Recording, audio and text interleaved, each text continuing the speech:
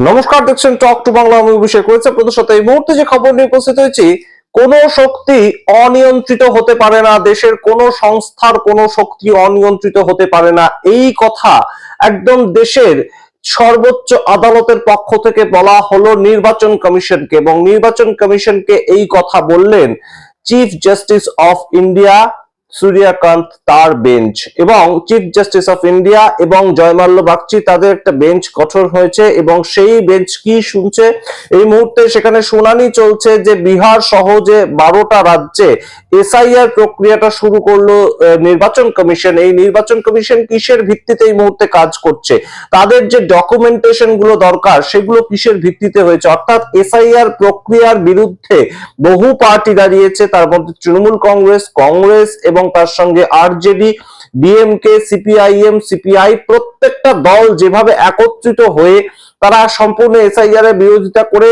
Supreme কোর্টে গিয়েছিল, সেই শুনানিটা গতকাল হয়েছে। এবং সেখানেই আমরা দেখতে পেয়েছি সুপ্রিম কোর্টের বিচারপতি একদম সরাসরি ইলেকশন কমিশন অর্থাৎ নির্বাচন কমিশনের যে প্রতিনিধি ছিলেন সেখানে আইনজীবী হিসেবে, তাকে এই প্রশ্ন করেন যে কিভাবে একটা সংস্থা তারা সর্বোচ্চ শক্তি নিয়ে এগোচ্ছে এবং তারা কোনো নিয়ম মানছে না। এবং তার পরবর্তীতে নির্বাচন কমিশনের উদ্দেশ্যে সুপ্রিম কোর্টের বক্তব্য থাকে এটাই যে এই মুহূর্তে দেশের সংবিধান অনুযায়ী কোন সংস্থার শক্তি অনিয়ন্ত্রিত হতে পারে না। খুব গুরুত্বপূর্ণ একটা প্রেক্ষাপট। কি কি হয়েছে গতকাল সুপ্রিম কোর্টে সমস্তটা বলবো, ব্যাখ্যা করবো। তার আগে অবশ্যই টক টু বাংলা ইউটিউব চ্যানেলকে সাবস্ক্রাইব করুন, এই ভিডিও দেখুন শেষ অবধি স্কিপ না করে। আপনারা জানেন যে বিহার সহ যে বিভিন্ন রাজ্যগুলোতে এসআইআর প্রক্রিয়া শুরু হয়েছে এবং চলছে, সেই রাজ্যগুলোর থেকে বিভিন্ন দল, সেটা তৃণমূল কংগ্রেস পশ্চিমবঙ্গের ক্ষেত্রে হতে পারে, তামিলনাড়ুর ক্ষেত্রে ডিএমকে হতে পারে, কেরালার ক্ষেত্রে সিপিআইএম হতে পারে, তারা একত্রিত হয়ে একদম সরাসরি মাস একটা পিটিশন জমা দিয়েছিল সুপ্রিম কোর্টে যে এসআইআর এর সামগ্রিক প্রক্রিয়াটার বিরোধিতা। সমস্ত যে প্রক্রিয়াটা হচ্ছে সেটা হঠাৎ করে 2002 সালের যে একটা ভোটার লিস্ট সেটাকেই ধরে নেওয়া হচ্ছে কেন? এবং তার থেকে গুরুত্বপূর্ণ যে প্রশ্নটা, যে এই যে 11টা ডকুমেন্টস চাওয়া হয়েছিল নির্বাচন কমিশনের তরফ থেকে, তারপরে সুপ্রিম কোর্টের বক্তব্য অনুযায়ী 12তম ডকুমেন্টস হিসেবে আধার কার্ডটাকেও সংযোজন করা হয়, কিন্তু মূল যে বক্তব্যটা ছিল যে কিসের ভিত্তিতে 11টা ডকুমেন্টস চাওয়া হয়েছিল। তো গতকাল যখন এই কেসটা ওঠে জয়মাল্য বাগচি এবং সূর্যকান্ত প্রধান বিচারপতি তাদের বেঞ্চে, তখন যে কথোপকথন হয় সেটা আপনাদেরকে বলি। সিজিআই সূর্যকান্ত তিনি বলেন যদি ভোটার লিস্ট থেকে কারোর নাম কাটা যায় তাহলে সেটা গম্ভীরভাবে দেখতে হবে। তার কারণ ভোটার লিস্ট থেকে যদি কারোর নাম কাটা যায় তাহলে তার নাগরিকত্ব নিয়ে প্রশ্ন ওঠে এবং কোন নাগরিকের নাম ভোটার লিস্টের ওপর ভিত্তি করে তার নাগরিকত্বটাকে একদম নির্দেশ করবে, তাহলে সেই জায়গাটাতে আরো সংবেদনশীলতার সঙ্গে দেখতে হবে, আরো গুরুত্ব দিয়ে বিষয়টাকে ভাবতে হবে। এই প্রথম বক্তব্যটা রাখেন সিজিআই সূর্যকান্ত। তার পরবর্তীতে তিনি বলেন যে সম্পূর্ণ নিয়ম মেনে প্রক্রিয়াটা হবে না কেন এবং সময় নিয়ে প্রক্রিয়াটা হবে না কেন, কেন নিয়ম না মানার কথা বলছেন? সেই ক্ষেত্রে জয়মাল্য বাগচি তিনি সবচেয়ে গুরুত্বপূর্ণ বক্তব্যটা রাখেন। তিনি বলেন কোন সংস্থার শক্তি অনিয়ন্ত্রিত হতে পারে না। ইলেকশন কমিশন কারোর কথা না শুনে যা ইচ্ছে করতে পারে না। অর্থাৎ যে প্রশ্নটা বারংবার রাহুল গান্ধী থেকে মুখ্যমন্ত্রী মমতা বন্দ্যোপাধ্যায় তুলেছেন এবং তার সঙ্গে ডিএমকে দলের তরফ থেকে এমকে স্ট্যালিন তিনিও এই একই প্রশ্ন তুলেছেন। বারংবার আমরা দেখতে পেয়েছি যে এসআইআর প্রক্রিয়ার মাধ্যমে ইলেকশন কমিশন যা ইচ্ছে তাই করতে চাইছে, তাদের ইচ্ছে মতো মানুষের নাম কাটতে চাইছে। এবং আমরা দেখতে পেয়েছি যে কিভাবে বিএলওরা চাপে পড়ে কাজ করছে এবং কাদের চাপে আপনারা তো জানেনই। সেই অনুযায়ী কাজ করতে গিয়ে একের পর এক বিএলও প্রাণ ত্যাগ করছেন, কিন্তু কোথাও গিয়ে এই সামগ্রিক এসআইআর প্রক্রিয়াটা সেটাকে নিয়েই কিন্তু প্রশ্ন এখন পর্যন্ত থাকছে। তার কারণ তার পরবর্তী কথোপকথন একদম আমরা দেখতে পাই ইলেকশন কমিশন অফ ইন্ডিয়া তাদের তরফ থেকে যে অ্যাডভোকেট এসেছিলেন রাকেশ দ্বিবেদী, তিনি বলেন যে ধারা 21/3 সেই অনুযায়ী ইলেকশন কমিশনকে এক্সট্রা কিছু পাওয়ার দেওয়া হয়েছে এবং সবার যে পাওয়ার সেটার থেকে, সেই সামান্য পাওয়ারের থেকে ইলেকশন কমিশন তাদের যে পাওয়ার সেটা একটু এক্সট্রা, এবং তাই জন্য তারা এই মুহূর্তে তাদের নিয়ম অনুযায়ী কাজ করছে। অর্থাৎ ভারতবর্ষের যে নির্বাচন কমিশন তাদের চলার মতন, অর্থাৎ তারা কিভাবে চলবে, তারা কিসের ভিত্তিতে চলবে, তাদের চলার মতন একটা এক্সট্রা তাদের সংবিধান রয়েছে, তাদের কাজকর্মের নিয়ম প্রণালী রয়েছে এবং সেই অনুযায়ী অনুযায়ী তারা কাজ করে, এটা হচ্ছে ইলেকশন কমিশন অফ ইন্ডিয়া তাদের যে অ্যাডভোকেট ছিলেন তার বক্তব্য। কিন্তু সেই ক্ষেত্রে সিজিআই সঙ্গে সঙ্গে ধরিয়ে দেন যে আপনি বলছেন 21/3 সেই ধারার কথা, কিন্তু অন্যদিকে যদি ধারা 21/2 তে নিয়মের পালন করা জরুরি হয়, তাহলে 21/3 তেও নিয়মের পালন করতে হবে। ইলেকশন কমিশন অফ ইন্ডিয়া যা ইচ্ছা করতে পারে না ধারা 21/3 থাকলে, অর্থাৎ আইনের যে বিষয় সেই দিক থেকেও কিন্তু সুপ্রিম কোর্টের সঙ্গে একদম ফোর ফ্রন্টে একটা মুখোমুখি হয় এবং রীতিমতন ইলেকশন কমিশন অফ ইন্ডিয়া তাদের পক্ষ থেকে অ্যাডভোকেট তিনি বলতে চেয়েছিলেন যে ইলেকশন কমিশন অফ ইন্ডিয়া আর অন্যান্য সংস্থা তাদের তো একই ভাবে চলার কথা নয়।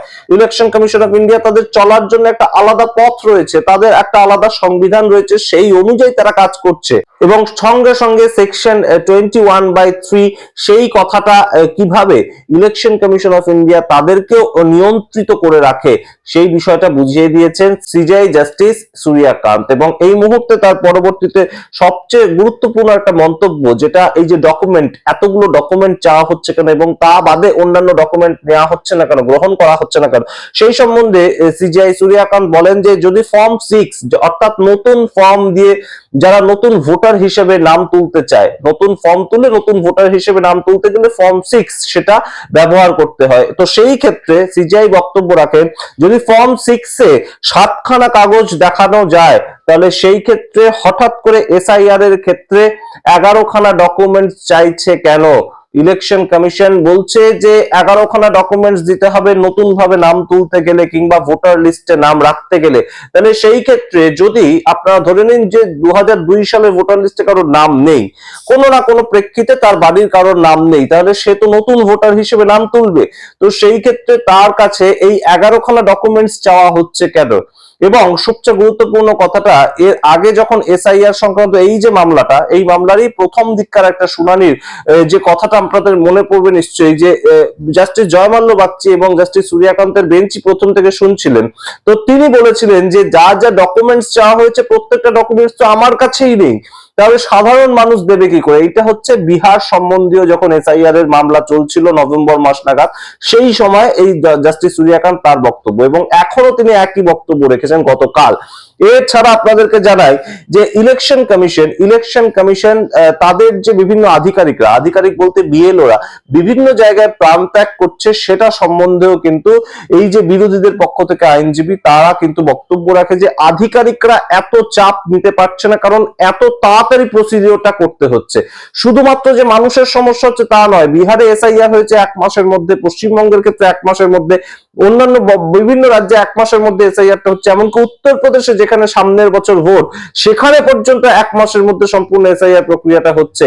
কিন্তু তার ফলে শুধুমাত্র মানুষের হয়রানি হচ্ছে তেমন না, ইলেকশন কমিশনের যে আধিকারিকরা তাদেরও যথেষ্ট পরিমাণ হয়রানির শিকার হতে হচ্ছে। মানুষের নাগরিকত্ব যেখানে মূল ফ্যাক্টর, সেখানে কিন্তু অবশ্যই এটাকে আরো তলিয়ে দেখতে হবে এবং অবশ্যই আরো গভীরভাবে কাজটা করতে হবে। অর্থাৎ ইলেকশন কমিশন অফ ইন্ডিয়া যা ইচ্ছে করতে পারে না। জাস্টিস জয়মাল্য বাগচি যে কথাটা বলেছেন, কোন শক্তি অনিয়ন্ত্রিত হতে পারে না।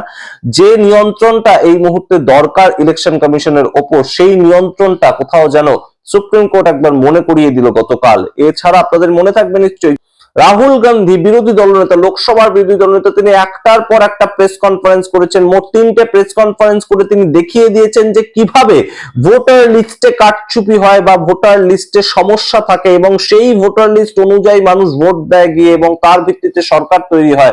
কর্ণাটকে কোথা থেকে এলেন সেই ব্রাজিলিয়ান মডেল, সেই নিয়ে প্রশ্ন তুলেছিলেন, কিন্তু ব্রাজিলিয়ান মডেলের যে উত্তর সেটা নির্বাচন কমিশন দিতে পারলো না। কর্ণাটকে 22 বার ভোট দিয়েছেন সেই ব্রাজিলিয়ান মডেল, যিনি পরবর্তীতে নিজে ভিডিও করে বলেছেন যে আমি কোনোদিন ইন্ডিয়াতে যাইনি, তাহলে সেই ক্ষেত্রে তার নামটা এলো কি করে, তার ছবি ব্যবহার হলো কি করে ভোটার লিস্টে, সেই সম্বন্ধে নির্বাচন কমিশন চুপ।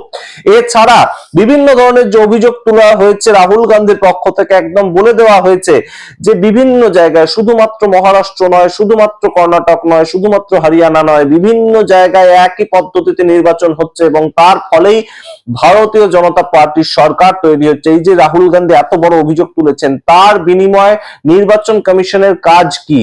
একদম জিরো, কোনো ধরনের কোনো উত্তর, কোনো ধরনের তারা বিশ্লেষণ করেনি, কোনো ধরনের কোনো সদুত্তর তাদের পক্ষ থেকে আসেনি। তারা শুধু বলেছে রাহুল গান্ধীর যদি কোনো অভিযোগ থাকে তিনি আমাদেরকে এফিডেভিট দিন।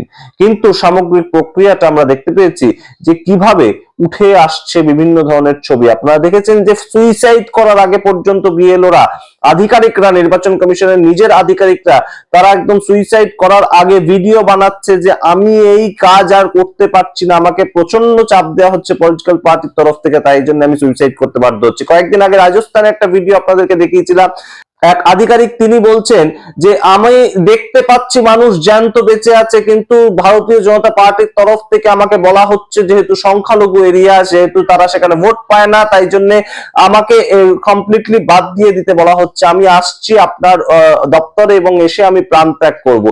এইভাবে যেখানে এসআইআর হচ্ছে, এইভাবে যেখানে বিএলওদেরকে চাপ দেওয়া হচ্ছে এবং কোনো একটা পলিটিক্যাল পার্টি পার্টিকুলারলি সম্পূর্ণ বিষয়টা কন্ট্রোল করছে, সেখানে এই মুহূর্তে সুপ্রিম কোর্টের পক্ষ থেকে জাস্টিস জয়মাল্য বাগচির যে মন্তব্য উঠে এসেছে যে কোনো শক্তি অনিয়ন্ত্রিত হতে পারে না এবং ইলেকশন কমিশন যা ইচ্ছা করে কি করে, এটা বলেছেন সিজিআই নিজে।